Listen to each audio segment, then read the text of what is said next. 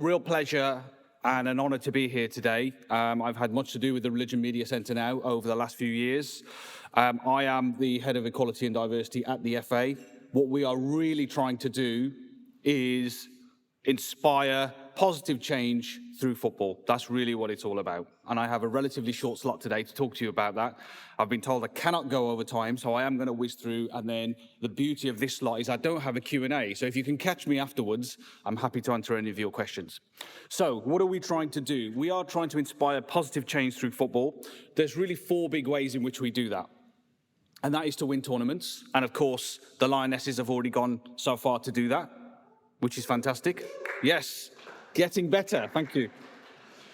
We also want to ensure that there are equal opportunities for women and girls, and we've seen the rise of participation of women and girls since the success of the Lionesses.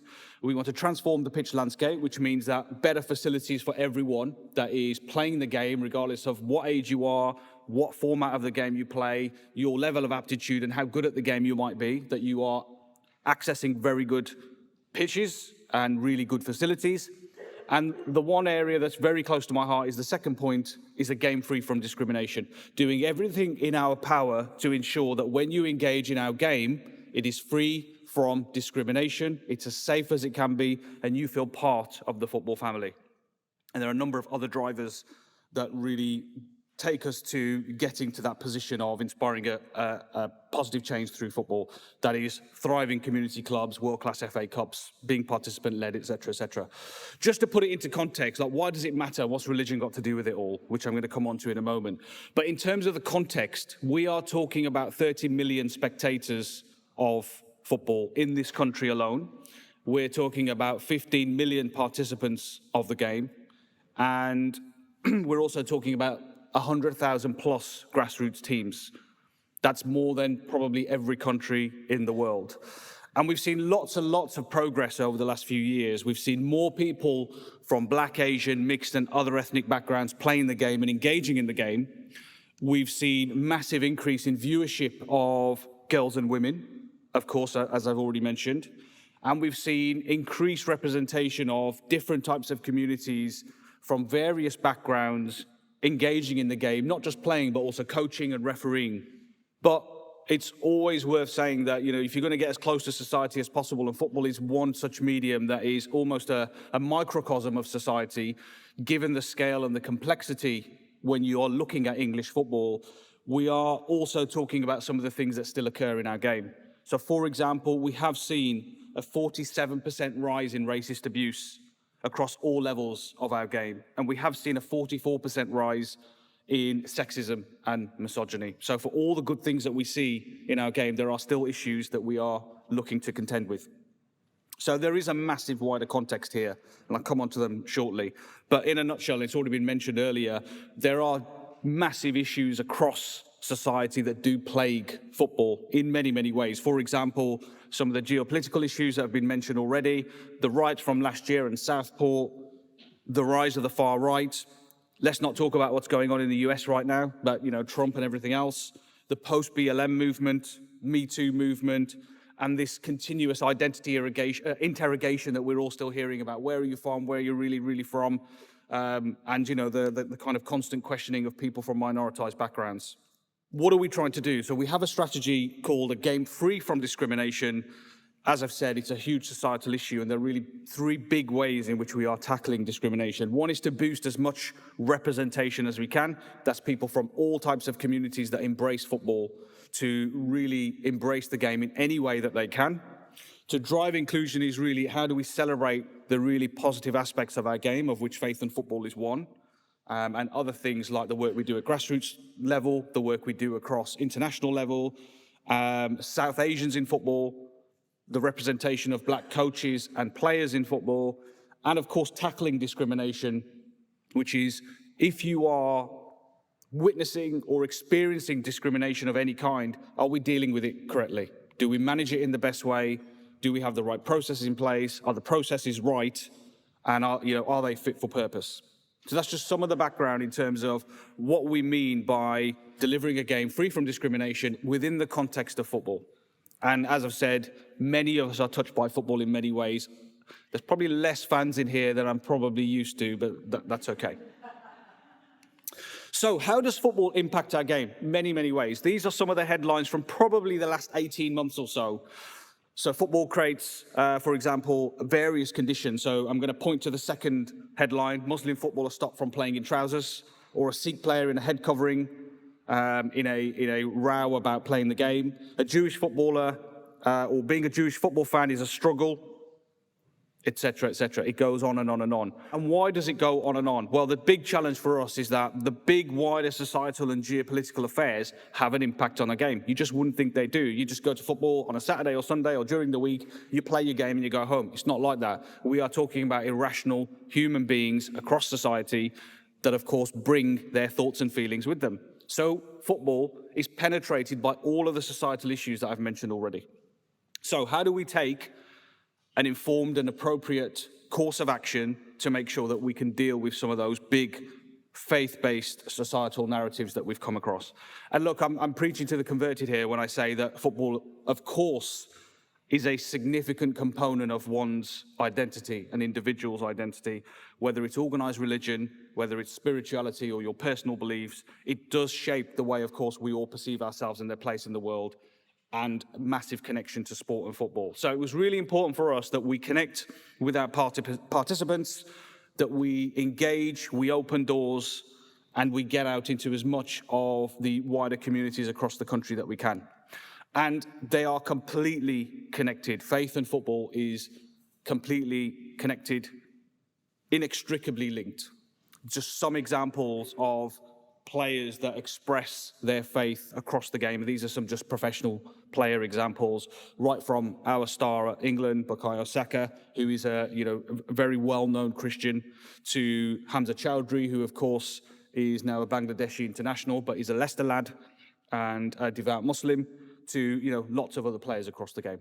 Now, if you go into detail around the typical faith issues that impact our game, there's many. There's many that you can see. So faith-based issues such as I've already mentioned with the headlines, religious observance and scheduling conflicts. So, Jewish community observing their faith dates, for example, Muslims fasting during Ramadan. We've got dress codes and modesty rules. You've seen some headlines where we've had issues with hijabs or turbans or other articles of faith. So lots of things around dress codes and modesty rules. We've seen, of course, religious nationalism.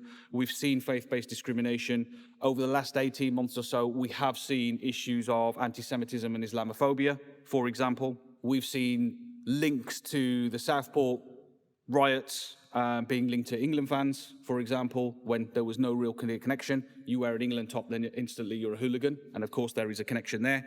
And of course, religious protests and what we've seen out in the Middle East as well, in terms of the Gaza and Israel issues as well. Those kind of things make their way into the game because there is a demand on the FA and football and Wembley Stadium, of course, to take the right kinds of actions. So some of the big geopolitical issues, international conflicts and rivalries, human rights concerns. One such example would be the treatment of LGBT communities for the Russia World Cup in 2018, or the Qatar World Cup in terms of human rights. These things crop up, and we do our due diligence to make sure that we are, covering ourselves in terms of making sure that we are making the game free from discrimination wherever we can, and the game is for everybody. So I can go on and on. Nationalism and political symbolism, sport propaganda, taking the knee, of course, post-BLM was a really big part of football for many years after the death of George Floyd. It made its way into football. And of course, terrorism, various gender and LGBTQ rights, migration and refugee issues, and of course, the big issue around online safety and the rise of social media and what that's doing to current society. What I haven't said at the moment is, of course, our demographics are changing. People don't consume information the way that they used to, and we're very much looking at how we can change our approach to those that now play the game, given that more and more people are engaging in our game, but they are engaging in the game in many, many different ways, while still observing facets of their identity, which include, of course, faith. Given the timing, I'm only going to talk very briefly about our faith and football events, really a series of ways in which we have been able to engage many people from across different faiths, using Wembley Stadium, of course, as the way in. Everybody wants a piece of Wembley Stadium. Everybody likes to be there. It is, of course, the home of English football. And we've been very lucky to be able to welcome many thousands of individuals from across the country, from various faiths, to Wembley Stadium, where they've been observing iconic things such as faith pitchside, where we've seen Jewish prayers, we've seen the Sikar Das, we've seen the call to prayer through the Muslim community, we've had hymns and sermons pitchside through the Christian faith, and we've had Aarti with the Hindu community, all pitchside, where there's been a deep connection between those communities and football. I won't talk about it, I'll show you some quick highlights of what that looks like. Football does have an incredible power to bring people together, to eradicate social barriers, and to be a real support for good across communities. Within the world of football, we want to be for all and inclusive, so trying to take that definition, adapt it into the game, and actually put some backbone behind it. Players, referees, people who hopefully will inspire many others, many young boys and girls.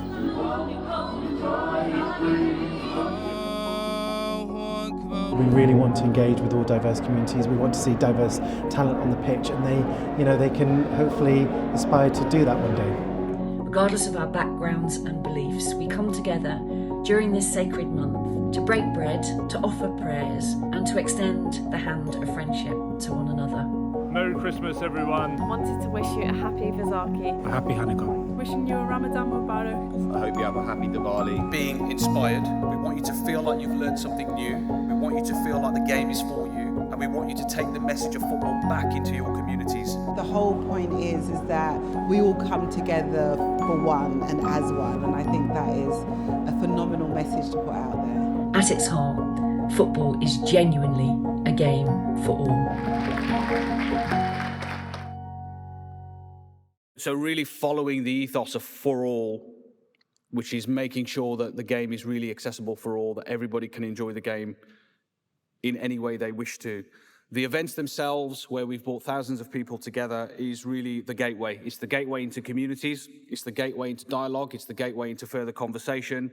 It's led to multiple programs across our County FA network, which of course are the local county FAs that regulate grassroots football, and we have 50 plus counties across the country. So if you're in London, there's a London FA, there's a Middlesex FA right up the country, and 50 of those. Where we're trying to get to for next year is very much into a multi-faith dialogue, because up until now, my view is that what we've done so far is quite a simplistic view, which is we've welcomed people into Wembley Stadium, we've gone around the country, we've gone onto the road, we've seen thousands of people, we've generated really goodwill, lots of goodwill, we've generated great conversations, people have been inspired by the arch at Wembley, they've come, they've observed pitchside prayer, they've seen a celebration of people from their own communities taking part in the game.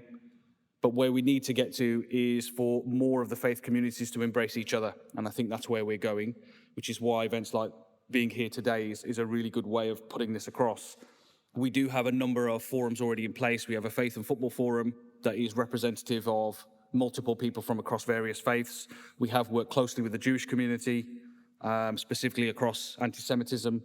And we will continue to do that. We will evolve now into a faith and football 2.0 from next year, in terms of having that multi-faith dialogue, which is having more rooms like this, which is representative of more faith groups, not just a group of Sikhs or Hindus or Muslims or Christians, despite the fact that our events are generally quite diverse and have people from lots of different communities. So if you want to know more, please do speak to me. That's the quickest I've ever talked about faith and football, just so you know, Michael, for your records. But really, the power of celebrity, the power of footballers, the power of players, using that as a force for good and making sure that our game truly is for all. So really appreciate your time today. Thank you for listening.